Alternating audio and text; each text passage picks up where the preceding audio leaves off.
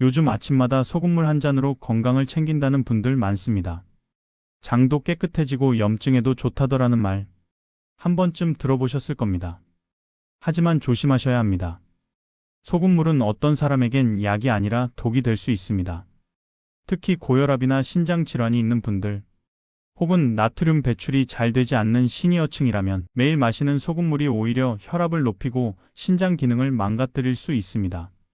오늘은 우리가 흔히 건강식으로 알고 있는 소금물의 진짜 작용과 어떤 사람에게는 왜 위험할 수 있는지 의학적인 관점에서 정확히 알려드리겠습니다. 소금의 주성분은 염화나트륨입니다. 이 성분은 체내에서 전해질 균형을 유지하고 세포 내외의 수분 이동과 신경 자극 전달, 근육 수축 등에 관여합니다. 나트륨은 생명 유지에 필수적인 미네랄이지만 문제는 섭취량과 농도입니다. 적정량의 소금은 체내 기능을 유지하지만 지나치면 혈압 상승, 부종, 신장 부담을 일으킵니다. 그렇다면 소금물을 마시는 것은 어떤 영향을 줄까요? 먼저 나트륨은 수분을 세포 안으로 흡수시키는데 중요한 역할을 합니다. 그래서 땀을 많이 흘리거나 탈수가 있을 때는 순수한 물보다 소량의 나트륨이 포함된 물이 체내 흡수율을 높이는 데 도움이 될 수 있습니다. 세계보건기구 WHO의 경구 수분 보충액, 즉 ORS에도 물과 소금, 그리고 포도당이 포함되어 있습니다. 이 조합이 탈수를 빠르게 막는 원리입니다.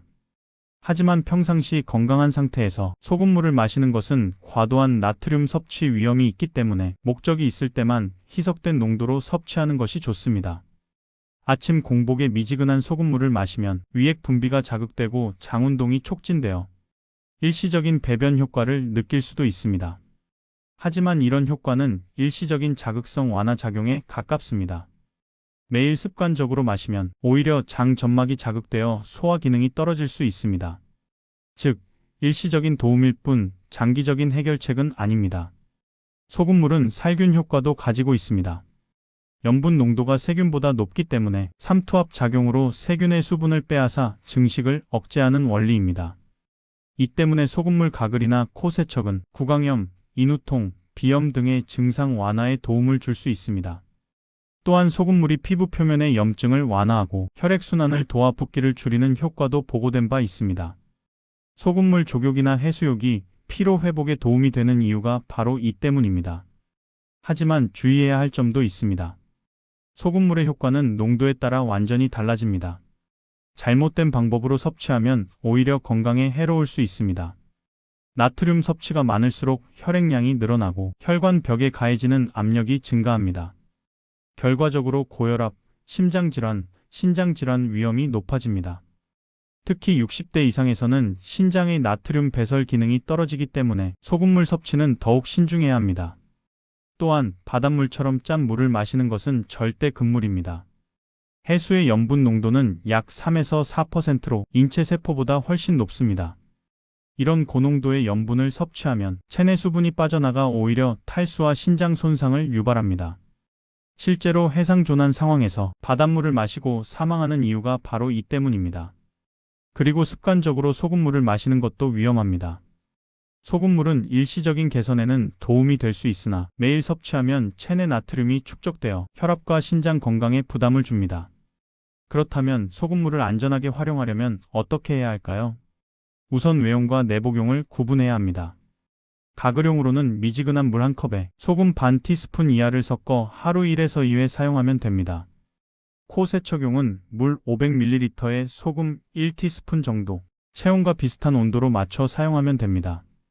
족욕이나 피부용으로는 따뜻한 물 한 대야에 소금 한 줌 정도를 넣고 15분 이내로 사용하는 것이 좋습니다. 음용용, 즉 마시는 용도로는 특별한 경우를 제외하면 권장하지 않습니다. 탈수나 설사로 인한 전해질 손실이 있을 때만 아주 희석된 농도 소금 한 꼬집 이하로만 마시는 것이 안전합니다. 소금물의 효과를 기대하기보다 더 안전하고 균형 잡힌 방법들도 있습니다.